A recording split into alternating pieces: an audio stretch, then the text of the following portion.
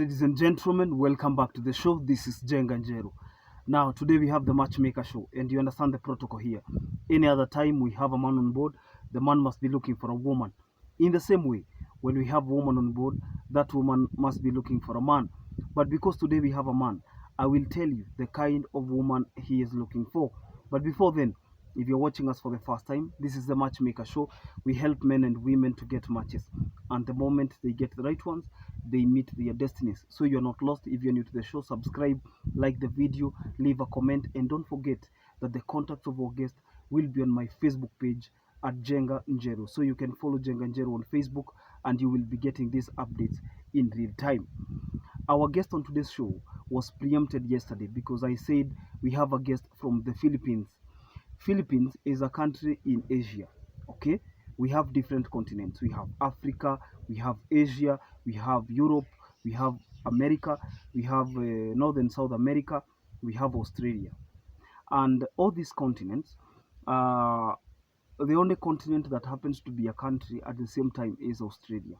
Okay, so and Australia is a country and a continent at the same time. So we have Africa, Australia, North America, South America, and we have Asia, then Europe. And most Asians are people like Chinese, Indians, Malaysians, Indonesians, Singaporeans, and name them, Philippines, people of the Philippines. And our guest happens to be a man who is coming from the Philippines. And again, you could be asking yourself, why is, I confirmed his age is 52, and you could be asking yourself, why is a 52-year-old man single? On this show, we have made it a tradition of digging deep or digging deeper into somebody's background, knowing who they are, the kind of person they are looking for, and the reason why they are single. Because the reason why one is single plays a leading role in ensuring that the person gets a match. It can also work out otherwise. The person might not get a match because of the reasons that culminated to their singlehood.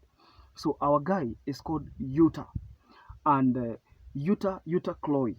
Let's use the word Utah. Utah is a 52-year-old man, and he will be turning 53 January 29.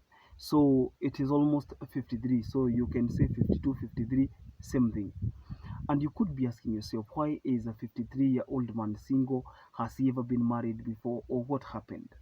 And our guy on today's show is a very jovial man, funny in character, and a man who even has a TikTok account. And the people who will be able to interact with him will get to know his TikTok channel so that you can interact on social grounds. The reason I'm not mentioning his TikTok account here is because I am not trying to market him. Maybe somebody could think, Jenga, are you trying to market him or whatnot? No, he is here purely on matchmaking.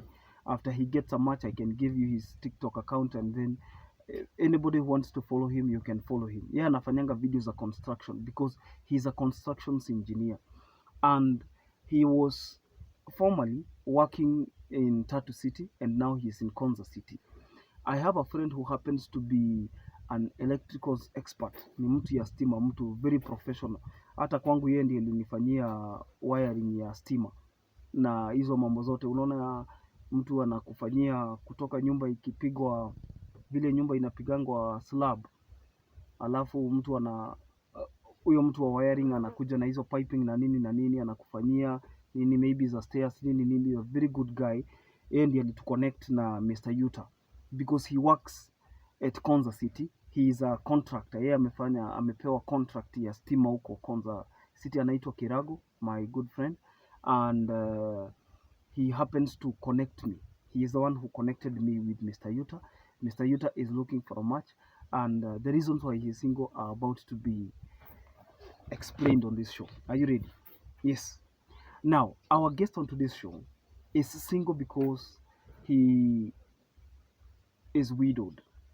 You know, when somebody is widowed, it is different from when they are single for reasons like separation and divorce.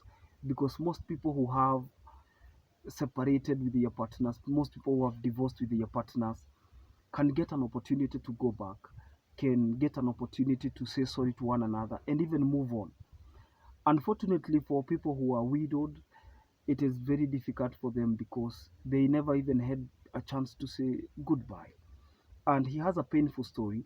And Mr. Yuta will be appearing on our show sometimes later, maybe to give us an account of his life, because he's a victim of the typhoons. He's a victim of these natural disasters. Unaona hizi ma earthquakes, ma typhoons zinakuja. I want you to go on YouTube utaangalia typhoons in the Philippines, typhoons in Japan. Uangalie uone in some African countries and some parts of the world, people are very lucky. Unakuta kuna mtu sahi, maybe at whatever age you are, you have never seen an earthquake, you have never witnessed an earthquake. Kuna watu hata sahi, real estate developers, mtu anauzanga mahali na anajua hapa any other time a tremor can happen, and depending on the magnitude of the tremor, hiyo building inaweza anguka. Na wife yake ni victim. Alipasuliwa vibaya kwa tumbo, and then after kupasuliwa, then one thing led to another. The medics were not able to save her, and we are speaking about the year 2006. And since then, it was a painful deal for him, and they did not even have a child or children together. And then he started looking for opportunities elsewhere. Have you ever heard of this phrase where people say once bitten, twice shy? And if you happen to be in an area that is danger prone, if you happen to be in an area where, for instance, it was rumored that we are experiencing El Nino, there are places where ikinyesha hivi, there are people who have made up their minds because of what they have seen, because of what they have witnessed, maybe the death of their loved ones, they have lost families because of the floods. There are people who have vowed they will never kanyanga there. They will never be seen anywhere around those areas. Do you know why? Because once bitten, twice shy. If you have an option, maybe you can vacate. And sometimes people unfortunately don't have an option, so they have to wait until maybe the next one and try to be extra careful. But sometimes being careful is not enough, because God's time, no matter what will take you from the surface of the earth, you can never be too careful. Only God can protect you. So Mr. Yuta is looking for a woman who is between the ages of 27, yes, 27, and 35. Why? Because he wants to get babies.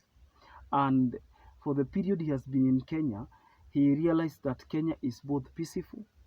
Kenya is not experiencing most of these natural catastrophes, and there are no disasters known for natural causes. For example, there are no earthquakes, there are no typhoons here. And he doesn't want to endanger his life again. I'm not saying it is not safe in his country, but he doesn't want to have a similar experience. And that's why he lives here as an expatriate. Who is an expatriate? An expatriate is somebody who is working in another country because of their expertise. They have been hired professionally because of their expertise.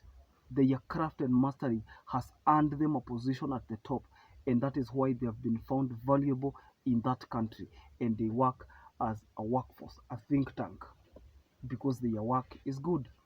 You see people who build these roads like the expressway, the superhighway, the Thika superhighway. Hao watu walijenga wa Chinese, hao ni expatriates. Sawa sawa, craft yao na mastery yao ndio iliwaleta hapa, na wakatengeneza kazi gani? Kazi gani? Kazi safi. Yeah, kazi gani? Kazi safi. Sasa bwana Yuta, I want to use most of the time nitumie Kiingereza because I want him to hear what I said about him. Yeah, because he will be watching. So if there's a woman between the ages of 27 and 35 who would be willing to get kids, and this woman should not be having kids, because he does not want a person who has kids because he doesn't have either. Okay? And he said that men don't get old. And he's aware of the African culture. He is aware that in Africa people pay dowry if you want to marry. He is aware that people want weddings, and he doesn't have a problem with that. So I will post his contacts on my Facebook page, and the next time I bring him on the show, probably I will be bringing him so that he can give us an account of his life. You know, sometimes when you have not gone through something, you would want to hear it from somebody else so that you can understand how different people from different parts of the world survive. Are we together?